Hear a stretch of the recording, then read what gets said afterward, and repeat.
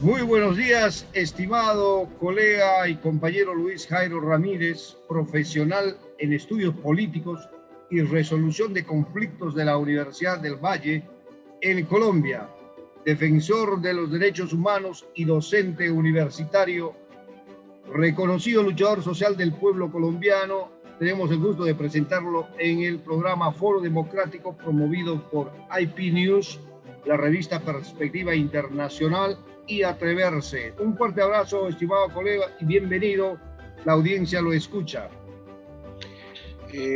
Manuel, buen día, muchas gracias por tu invitación, saludos a la mesa de trabajo y a todos los que nos están viendo. Y bueno, estoy presto para poder conversar sobre los temas que ojalá sean de interés sobre la actual problemática colombiana.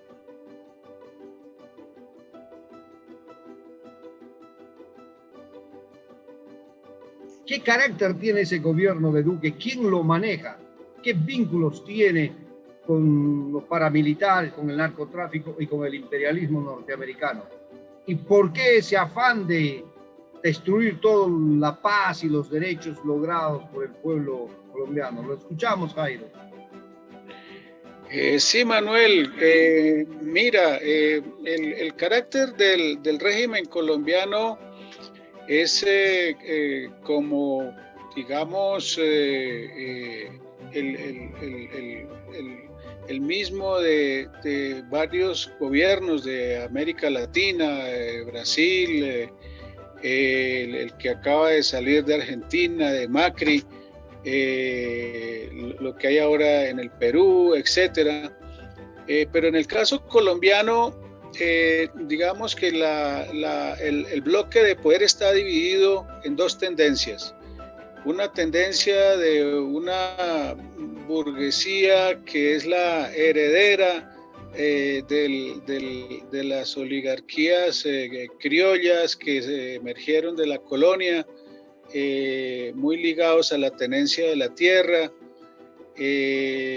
Y esa oligarquía muy violenta, eso ha sido una oligarquía históricamente sanguinaria, hoy en día ha tenido una involución, es decir, ha venido en un proceso de degradación como quiera, que toda esa casta terrateniente que ha gobernado el país durante años, hoy ha tenido una fusión con sectores de la mafia, con sectores del narcotráfico, para dar origen a un fenómeno que aquí se conoce como la parapolítica, que es la fusión de la política con el narcotráfico, que es el sector que hoy en día está gobernando el país. Es un sector que genéricamente se conoce como el uribismo, que comenzó en el 2002, una primera etapa de gobiernos con Álvaro Uribe Vélez durante 2 periodos, que luego se ha prolongado ahora en esta etapa con el gobierno de Duque,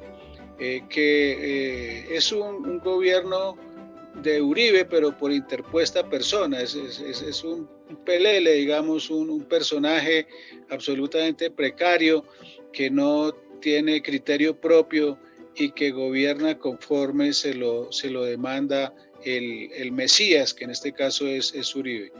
Y hay otro sector que lo llamamos una burguesía modernizante, que es una burguesía, digamos, más ligada al sector financiero, al capital multinacional, y que es la que se atrevió, digamos, a intentar el proceso de paz con las FARC, que lo logró, pero que al culminar ese proceso tuvo una actitud débil, digamos, en el proceso de implementación. Luego vino ese final de gobierno, llega el de Duque y de Duque comienza, es todo un ataque, porque ese gobierno fue durante todo el proceso de paz enemigo de los diálogos, de las conversaciones con las FARC, y ahora es enemigo del proceso de paz ya siendo gobierno.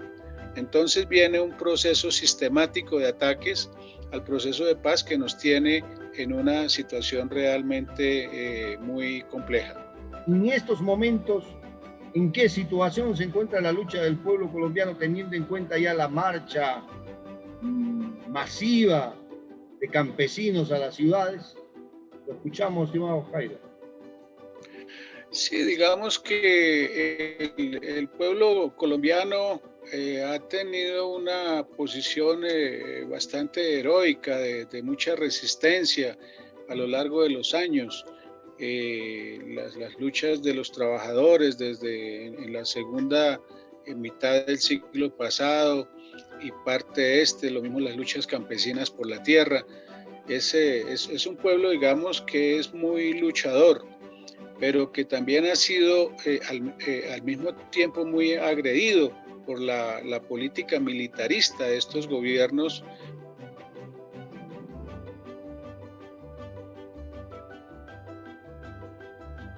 Mientras había unas dictaduras en el resto de América Latina, en Colombia no fue necesario porque había una suerte de fusión, de matrimonio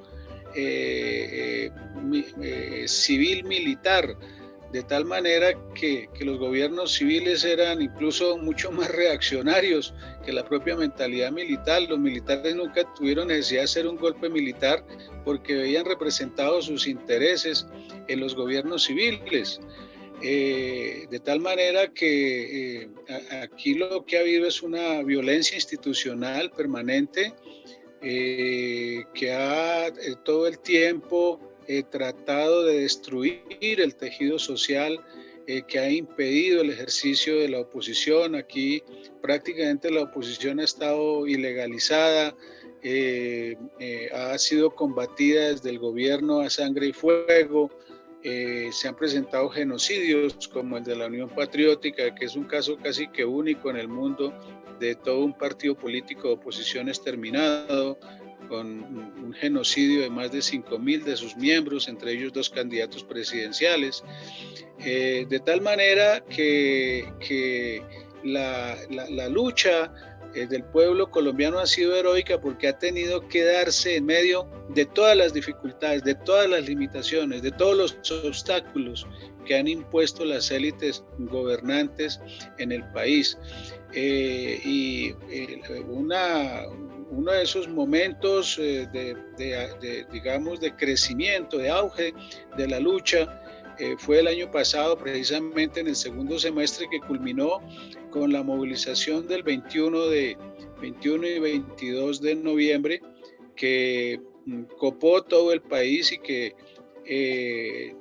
tuvo en vilo inclusive al propio gobierno, porque fue de una enorme dimensión, pero lamentablemente este año, cuando se propuso darle continuidad, se comenzaron a hacer algunas convocatorias.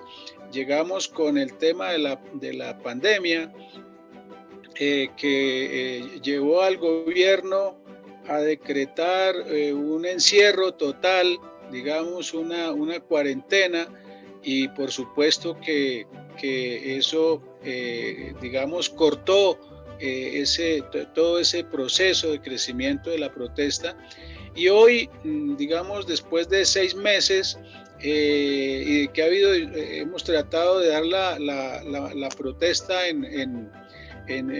a través de distintas expresiones mediáticas y demás, pues se ha comenzado a lo largo de estos 2 últimos meses a salir a la calle.